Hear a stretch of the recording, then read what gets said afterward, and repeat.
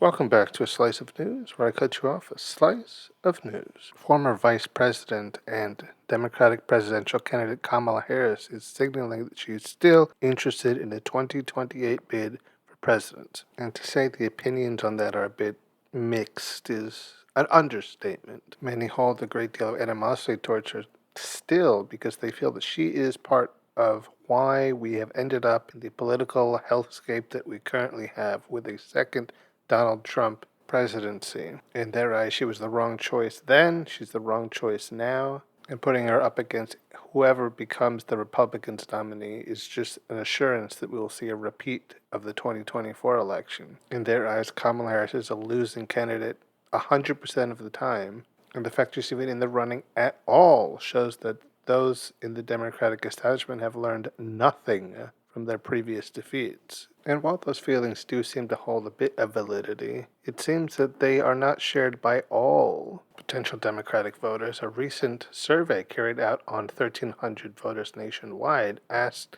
if the Democratic primary for the presidential nomination was held today, who would you vote for? Kamala Harris actually was at the top of that poll, above even popular candidates like Pete Buttigieg and the ever-popular Gavin Newsom. Well, someone could certainly argue that 1,300 respondents is a pretty small sample size. It does show that there is still a large amount of support for what many see as a failed presidential candidate. I think for some that comes as a great surprise. They think, well, how could you still want to back her? She cost us the 2024 election. She gave us Trump. We didn't even really want her in the first place. She was forced upon us by the DNC because Joe Biden didn't drop out early enough, so she was pretty much the only option for the Democratic candidate. But while all of that may be true, I think they fail to remember that there was still a lot of genuine love and support for her during all the way through her presidential campaign and right on through election day. While many just held their nose and voted for her because you gotta vote for blue no matter who because it can't be Trump, some, actually many,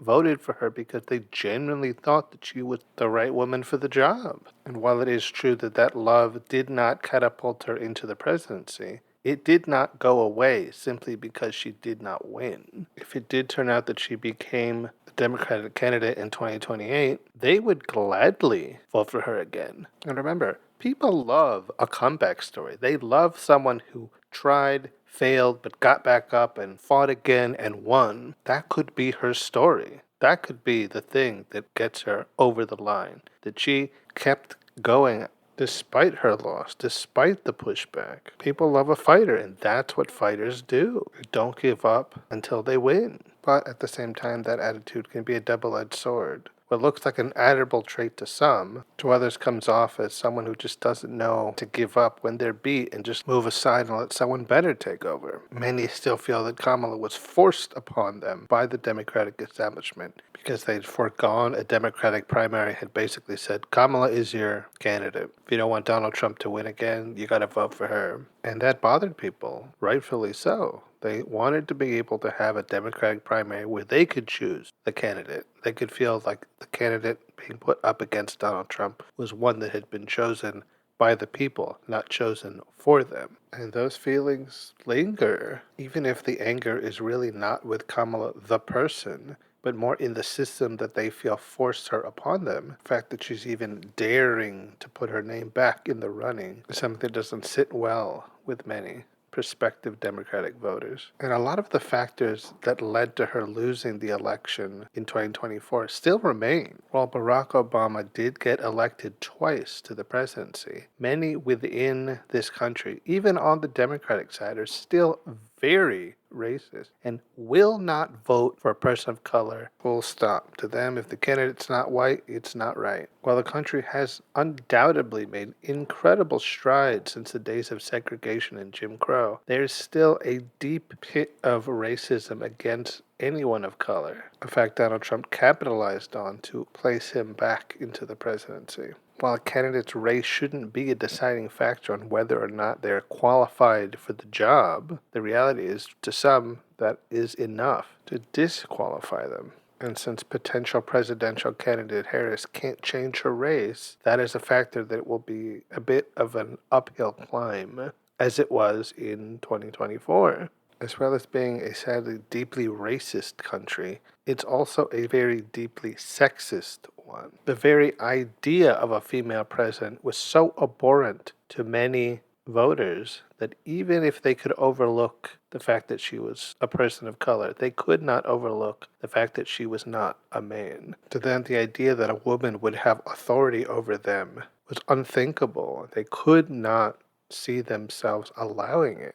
And even the prospect of a second Donald Trump presidency was not enough to get them to be able to hold their nose and vote for a woman to be their president. And obviously, this was not an issue unique to Kamala Harris. This was something that Hillary Clinton had to fight against back in 2016. Her credentials were all there. She was eminently qualified to do the job of president. But for many, the very idea of lady president was a step too far, which of course was part of what led us into a first Donald Trump presidency. Since 1960, 60 different countries have elected a female leader, 14 of which have a female leader right now in 2025. So it's a country that likes to think of itself as being ahead of everyone else. In that regard, it is really lagging behind. The UK has elected 3 female prime ministers, and we haven't even been able to have 1 female president. Overcoming our national gynophobia is certainly going to be a tough one for potential candidate Harris. She's really going to have to find a way to sell herself to a group of people who really do not want her.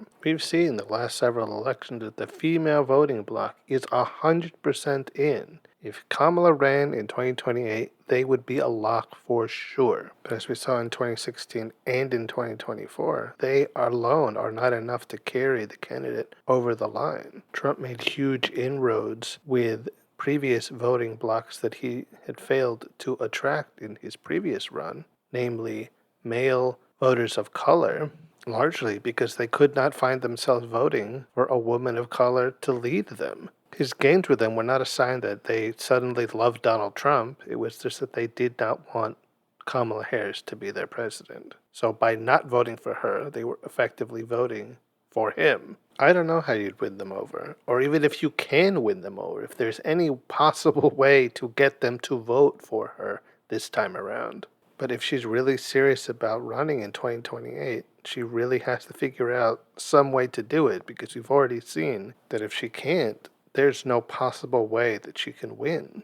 I think it's a national shame that they are so consistently dead set against a female president, for whatever their reasoning is. The fact there was even a discourse about how uncomfortable it made people feel to have to call him the first gentleman because all they know is first ladies should make us feel bad. That as a nation we would reject a perfectly qualified and capable candidate purely because they have an XX pair of chromosomes instead of XY is really telling of who we are as a nation. It's not to say that the color of her skin or what was between her legs were the only hurdles that Kamala Harris had to overcome in 2024 and would potentially have to overcome again in 2028. Many felt she was too pro-police, that she was too pro-Israel, that she wasn't pro-Palestine enough. The list went on by self-described centrist voters of why Kamala Harris was just no good. Donald Trump maybe wasn't good either, but neither side was any good. And that's why they couldn't vote for Kamala Harris for president. Factors like that and reaching voters like that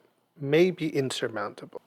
They're not objecting to what she is. They object to who she is as a person and everything she represents. There's no way to convince them. Believe me, I tried and it did not work. They just were not interested in hearing anything that even remotely seemed pro-Kamala at all. I think there's a real question of, can Kamala Harris rise from the ashes of her failed candidacy in 2024 into a serious contender in 2028? Or are the things that held her back and out of the presidency in this last election so much that they cannot be overcome, and that even trying to run is just a waste of everyone's time and resources? Without question, there's a lot of people saying, oh my God, her again, no way. She had her chance, she failed. No thank you. We barely wanted her in 2024. We don't want her anymore in 2028. So convincing people like that she's not only a viable candidate, but the candidate to beat someone like J.D. Vance for the presidency. Likely will not be easy,